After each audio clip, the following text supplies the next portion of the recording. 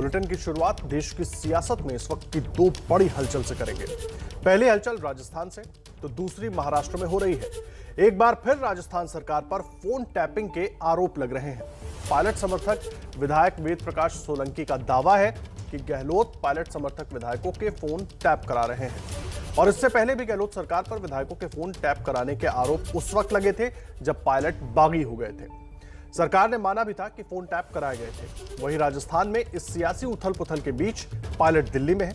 दूसरी ओर महाराष्ट्र में एक बार फिर बीजेपी और शिवसेना के साथ आने की अटकलों के बीच शिवसेना नेता संजय राउत ने मुखपत्र सामना में लिखा कि महाराष्ट्र में सरकार पर कोई खतरा नहीं है।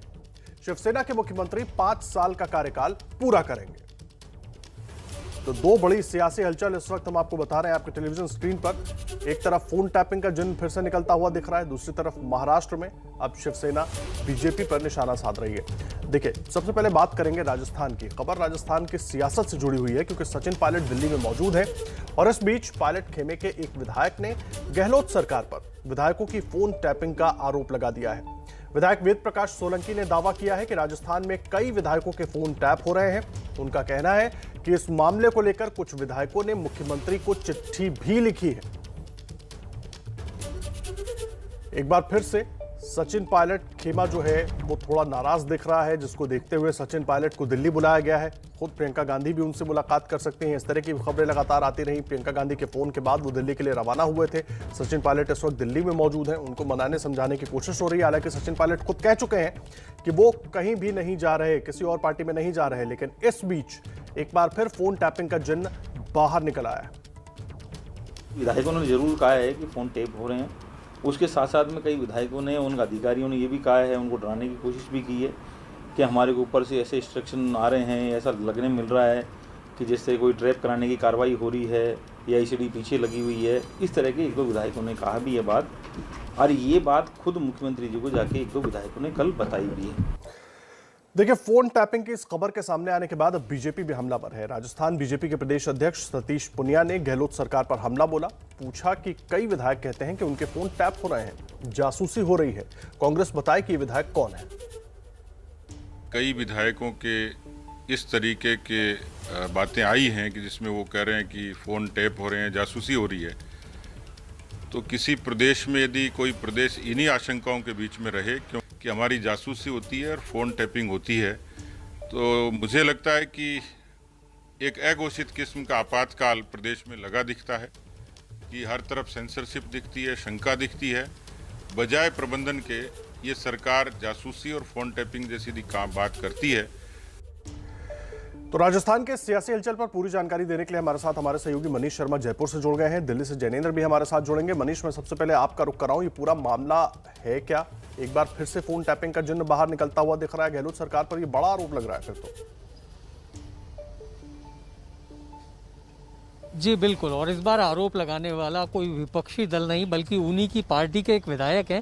हालांकि ये बात अलग है कि इस वक्त वो सचिन पायलट खेमे से जुड़े हुए हैं, लेकिन वेद प्रकाश सोलंकी वो विधायक हैं जो पूरी तरह से सचिन पायलट के निष्ठावान विधायक हैं। और उनका ये कहना है, हालांकि उन्होंने खुद के बारे में बिल्कुल साफ तौर पर यह कहा है कि उन्हें नहीं लगता कि उनका फोन टेप हो रहा है, लेकिन उन्होंने ये जरूर कहा कि कुछ विधायकों ने उनसे ये शिकायत की और शिकायत को मुख्यमंत्री अशोक गहलोत तक भी पहुंचाया गया है। सबसे अहम बात यह आदर्श कि इस तरीके की बातें पिछले 10 महीने पहले भी उठी थी, तब विपक्षी दल हावी हुए थे, केंद्रीय मंत्रियों का इन्वॉल्वमेंट हुआ था। तो कुल मिलाकर के एक बार वही परिस्थितियां राजस्थान में बनती दिख रही हैं। हालांकि इसमें कोई दो राय नहीं है कि सचिन पायलट इस समय कांग्रेस में हैं और वो खुद भी कह चुके हैं कि कांग्रेस में रहूंगा।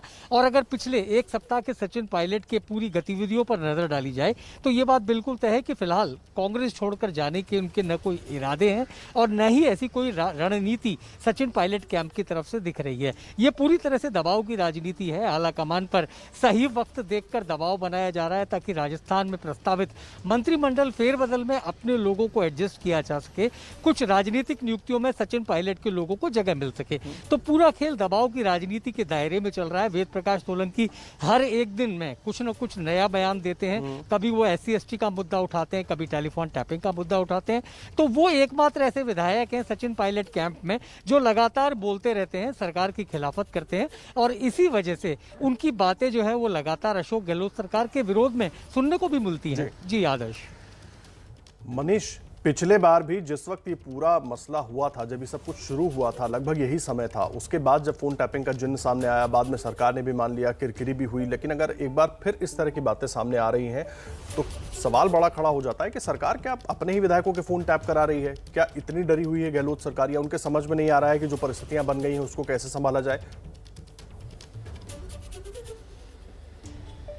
जी बिल्कुल आदर्श, देखिए सरकार चाहे कोई ही हो, कितनी भी कंफर्टेबल पोजीशन में हो, ये सरकार के पास एक हमेशा अस्त्र रहता है कि वो अपने विधायकों मंत्रियों पर निगाह रखनी शुरू कर देती है। और इसके लिए सरकार के पास बहुत सी एजेंसियां होती हैं, जिनमें से खासतौर पर सीआईडी, सीबी, गुप्तचर विभाग का जो एक शाखा होती है। इसके अलावा टेलीफोन टैपिंग हर सरकार के पास कई सालों से एक हथियार माना जाता है। ऐसा नहीं है कि अशोक गहलोत सरकार के खिलाफ अगर बगावत के सुर होंगे तो सरकार सिर्फ हाथ पर हाथ धरकर बैठी रहेगी, वो अपनी ओर से निगाहबीनी भी करेगी। और इसी परिप्रेक्ष्य में आदर्श में एक बात और बताना चाहूँगा कि मंत्रिमंडल कैबिनेट ने पिछले हफ्ते एक आदेश निकाला था, जिसमें कहा था मंत्रियों को हर दिन अपने दौरे की सूचना, अपने कार्यक्रमों की सूचना सुबह 11 बजे तक मुख्यमंत्री को देनी पड़ेगी।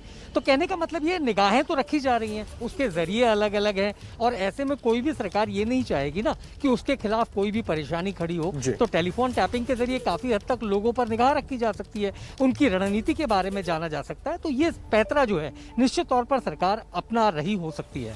जी आदर्श। जी आप रहे मनीष हमारे साथ। मनीष पूरी जानकारी जयपुर से दे रहे हैं और उस बीच जैनेंद्र भी हमारे साथ दिल्ली से जुड़ गए हैं, उनके पास भी चलेंगे। लेकिन उसके पहले देखिए, कांग्रेस नेता सचिन पायलट पिछले 2 दिनों से दिल्ली में है, लेकिन अब तक उनकी मुलाकात न पार्टी आलाकमान से हो सकी है और न ही राजस्थान कांग्रेस में गतिरोध खत्म करने के लिए बनाई गई समन्वय समिति से। और पायलट बाकायदा 2 दिन से दिल्ली में है, इसलिए ताकि कोई रास्ता निकल पाए। पार्टी से नाराजगी की खबरों के बीच शुक्रवार को सचिन पायलट दिल्ली पहुंचे, लेकिन 2 दिन रुकने के बाद भी उनकी मुलाकात अब तक पार्टी नेतृत्व से नहीं हो सकी है। लेकिन माना जा रहा है कि आज वो कांग्रेस के बड़े नेताओं से मुलाकात कर सकते हैं। इसी बीच शनिवार सुबह राजस्थान कांग्रेस के प्रदेश अध्यक्ष गोविंद सिंह डोटासरा भी दिल्ली पहुंच गए।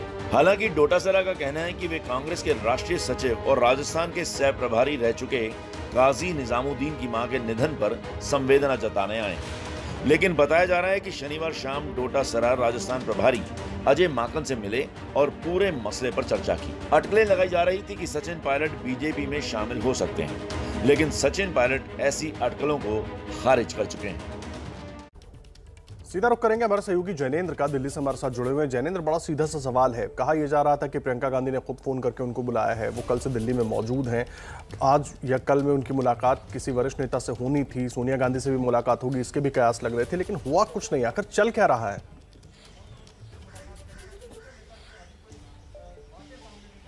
बिल्कुल आदर्श, जैसा मनीष जी ने आपसे कहा कि ये दबाव की राजनीति है सचिन पायलट और सचिन पायलट कैंप की तरफ से। सचिन पायलट दिल्ली में डेरा डाले हुए हैं, 3रा दिन है उनका आज, लेकिन उनकी कोई आधिकारिक तौर पर मुलाकात नहीं हुई है। लेकिन देखिए, सचिन पायलट के नज़दीकी सूत्रों का दावा है, और वो दावा बहुत हद तक सही भी है, कि आला कमान के संपर्क में है सचिन पायलट। उनको भरोसा है कि जो वादे किए गए थे साल भर पहले तकरीबन, वो वादे पूरे होंगे, और फिलहाल वो सब्र दिखाने के मूड में हैं। निश्चित तौर पर कोई बड़ी बगावत या टूट या भाजपा की तरफ जाने की स्थिति इस बार नजर नहीं आ रही है, लेकिन असंतोष जो है आदर्श वो बरकरार है, क्योंकि साल भर में सचिन कैंप को एडजस्ट नहीं किया गया। बल्कि सचिन पायलट तो उप मुख्यमंत्री और प्रदेश अध्यक्ष थे, वो पद भी हाथ धो बैठे थे पिछले साल जब उन्होंने बगावत की थी अंदर अशोक गहलोत सरकार के खिलाफ। तो उसके बाद पायलट कैंप की सुनवाई तो हुई है, लेकिन कोई उस तरीके से एडजस्टमेंट किया नहीं गया है सरकार और संगठन में, और उसी बात का इंतजार पायलट खेमा कर रहा है।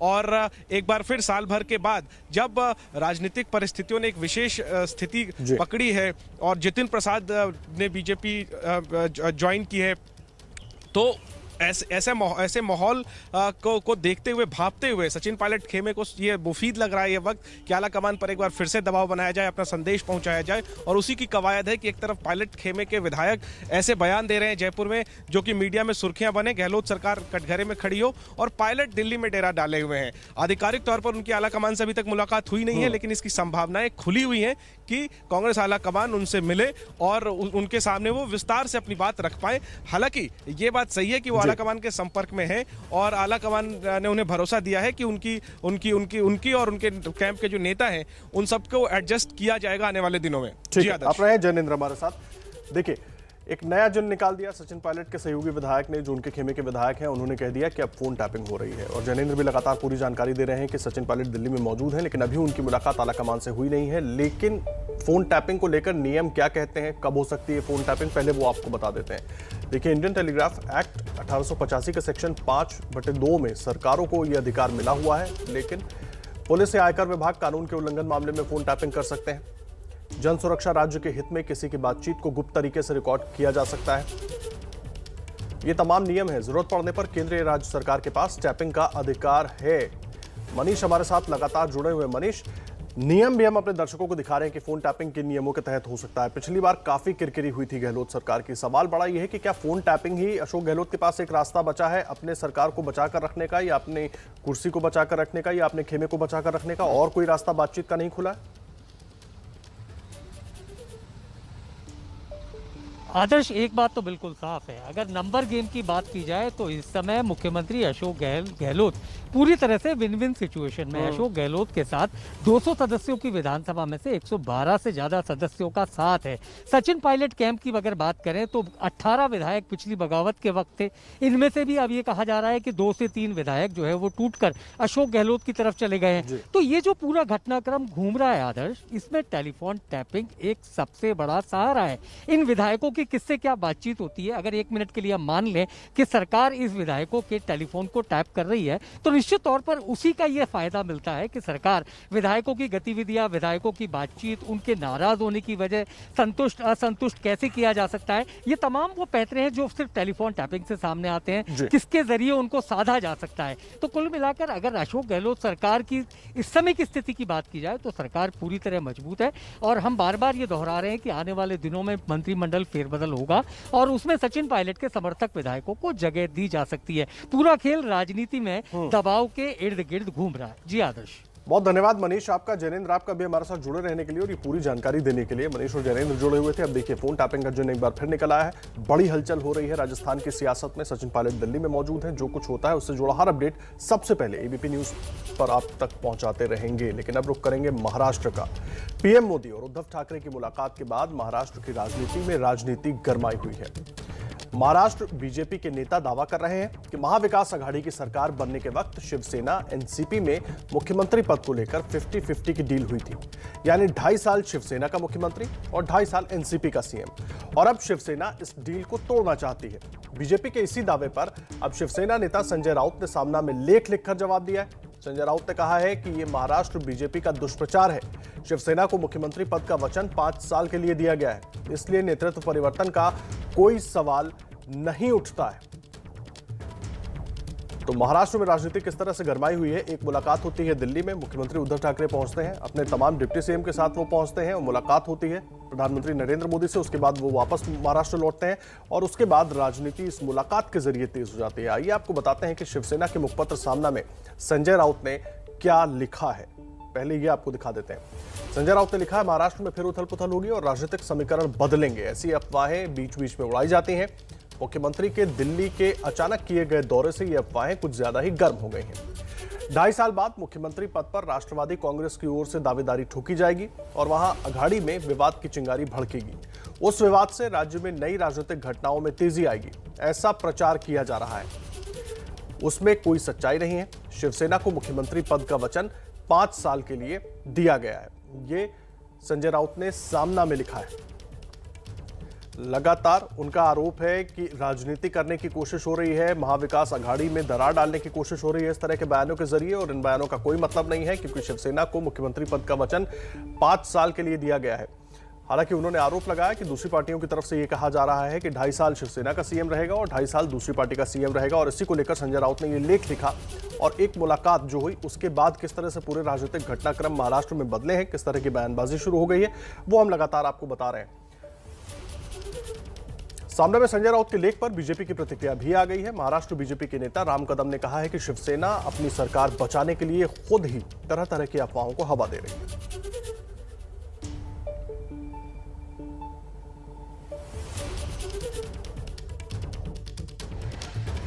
उस दिन से प्रतिदिन या किसी मीडिया के साथ बयानबाजी में या अखबार के द्वारा एक ही बात दोहराई जाती है कि इनके सरकार को कोई खतरा नहीं। अब सामना का नाम बदल करके महाराष्ट्र की सरकार को खतरा नहीं यही नाम लिख दो, ताकि बार बार आपको लिखने की नौबत न आए। बद से बदतर हालात है, ये देश देख रहा है। आपराधिक मामलों में ये सरकार पूरी तरह से लिप्त है। किस प्रकार के वसूली के काम हो रहे हैं ये भी देश ने देखा है। इन सारी बातों पर सामना कब लिखेगा ये देश की जनता का सवाल है। और रौनक कुकड़े हमारे साथ हमारे सहयोगी जुड़ गए हैं इस पूरे मसले पर जानकारी देने के लिए। रौनक, ये सियासी उथल पुथल जो शुरू हो गई है महाराष्ट्र में, आखिर ये शुरू कहां से हुई?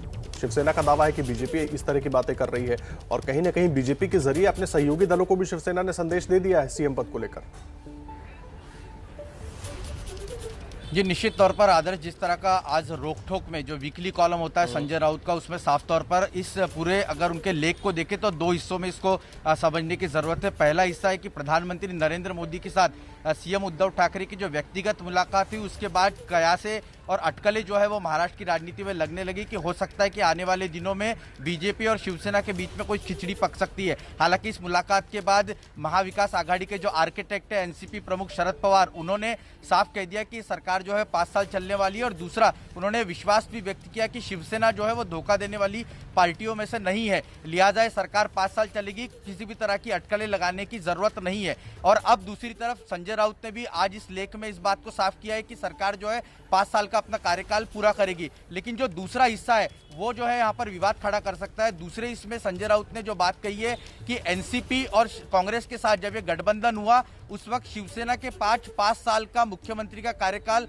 रहेगा, इस तरह की बात जो है वो तय हुई है। हालांकि राष्ट्रवादी की तरफ से यानी एनसीपी की तरफ से अब तक कोई बयान, इस पर प्रतिक्रिया जो है वो नहीं आ पाई है। लेकिन देखना दिलचस्प होगा और राजनीतिक गलियारों में भी इस बात की लगातार चर्चा जो है वो होती रही है कि जब ये गठबंधन फॉर्म हुआ था तब शरद पवार और उद्धव ठाकरे के बीच में 2.5 साल के मुख्यमंत्री पद को लेकर चर्चा हुई थी। पहली बार शिवसेना की तरफ से अधिकृत तौर पर सामना के अपने अखबार में इस तरह का दावा किया गया है कि केवल 5 सालों तक मुख्यमंत्री जो है वो शिवसेना का रहेगा। देखना दिलचस्प होगा कि एनसीपी इस पर किस तरह की प्रतिक्रिया देती है और अगर एनसीपी इसमें अपनी बात रखती है तो निश्चित तौर पर सरकार के बीच में विवाद जो है आने वाले दिनों में हो सकता है।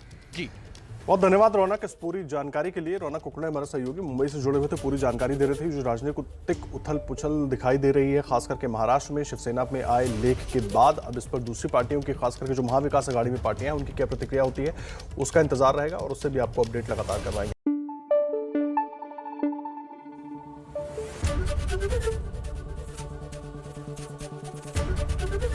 एबीपी न्यूज आपको रखे आगे।